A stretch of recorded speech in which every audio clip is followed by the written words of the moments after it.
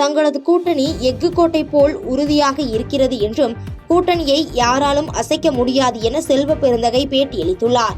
திருச்சி புத்தூரில் உள்ள மறைந்த நடிகர் சிவாஜி சிலைக்கு காங்கிரஸ் கட்சியின் மாநில தலைவர் செல்வ பெருந்தகை மலர் தூவி மரியாதை செலுத்தினார்.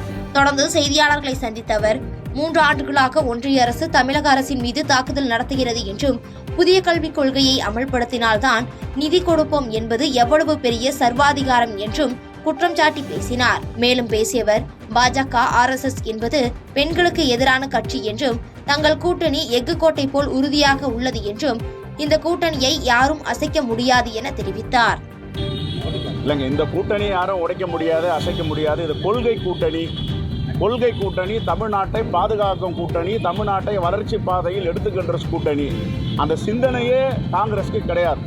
தமிழ்நாட்டினுடைய மக்களுடைய எதிர்காலம், அவருடைய வாழ்வு, அவருடைய வளம், இதை சார்ந்த கூட்டணி இது. நன்றி. எப்படிங்க ஏங்க பாஜக என்பது பெண்களுக்கு எதிரான கட்சி. பாஜக RSS உடன்கட்டை ஏறுவதை எந்த காலத்தில் நம்ம முறியடிச்சோம்? உடன்கட்டை சதி.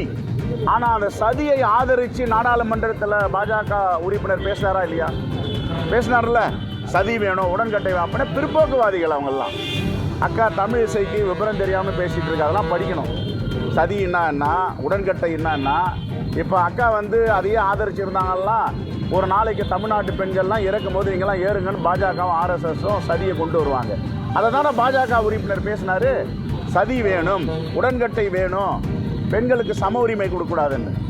அதனால் பாஜக என்பது ஒரு வித்தியாசமான கட்சி. மக்கள் புரிந்து இருக்கிறார். தமிழ்நாடு தான் முதன்மை மாநிலமாக புரிஞ்சிருக்கு. இன்றைக்கு தமிழ்நாட்டில் பினாமிகளின் ஆட்சி நடைபெற்றுக் கொண்டு இருக்கிறது என்று மத்திய இணையமைச்சர் எல் முருகன் குற்றம் சாட்டியுள்ளார்.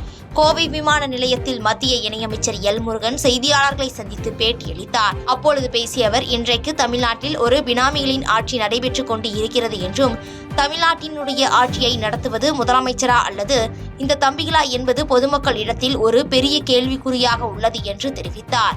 மேலும் பேசிய அவர், இவர்களெல்லாம் பின்பக்கம் இருந்து கொண்டு மக்களுடைய பணத்தை சுரண்டிக் கொண்டு வளர்ச்சி திட்டங்களுக்கு ஏழை எளிய மக்களுக்கு கொடுக்க வேண்டிய நிதியை எல்லாம் கொள்ளையடித்து ஆட்சியை நடத்தி கொண்டு இருக்கிற இந்த தம்பிகள் யார், என்ன தொடர்பு என்ன என்பதை தமிழக மக்களுக்கு முதலமைச்சர் மு.க.ஸ்டாலின் உடனடியாக விளக்க வேண்டும் என்று வலியுறுத்தி பேசினார். மக்களால் தேர்ந்தெடுக்கப்பட்ட ஒரு அரசாங்கம் இருக்கிறதா என்பதை மறந்துவிட்டு இந்த தம்பிகள் இன்றைக்கு தமிழகத்தை சுரண்டி கொண்டிருக்கிறார்கள்.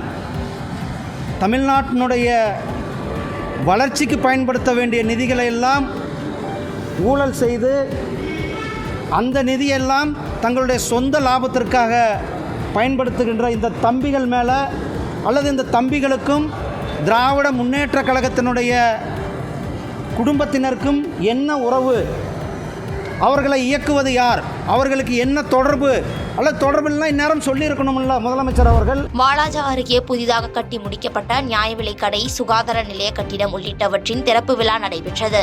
ராணிப்பேட்டை மாவட்டம் வாலாஜா ஒன்றியத்திற்குட்பட்ட பகுதிகளில் 2,10,00,000 ரூபாய் மதிப்பீட்டில் கட்டி முடிக்கப்பட்டுள்ள நியாய விலைக் கடை, சுகாதார நிலையம், கிராம செயலக அலுவலக கட்டிடத்தின் திறப்பு விழா நடைபெற்றது. மாவட்ட ஆட்சித்தலைவர் சந்திரகலா தலைமையில் நடைபெற்ற இந்த நிகழ்ச்சியில் கைத்தறி மற்றும் தொழில்துறை அமைச்சர் துரைமுருகன் சிறப்பு விருந்தினராக பங்கேற்று கட்டிடங்களை ரிப்பன் வெட்டி திறந்து வைத்தார். தொடர்ந்து பெண்களுக்கு பல்வேறு நலத்திட்டங்களை வழங்கிய நிலையில் இந்த நிகழ்ச்சியில் நாடாளுமன்ற உறுப்பினர் ஜெகத் ரட்சகன் உள்ளிட்ட பலர் கலந்து கொண்டனர்.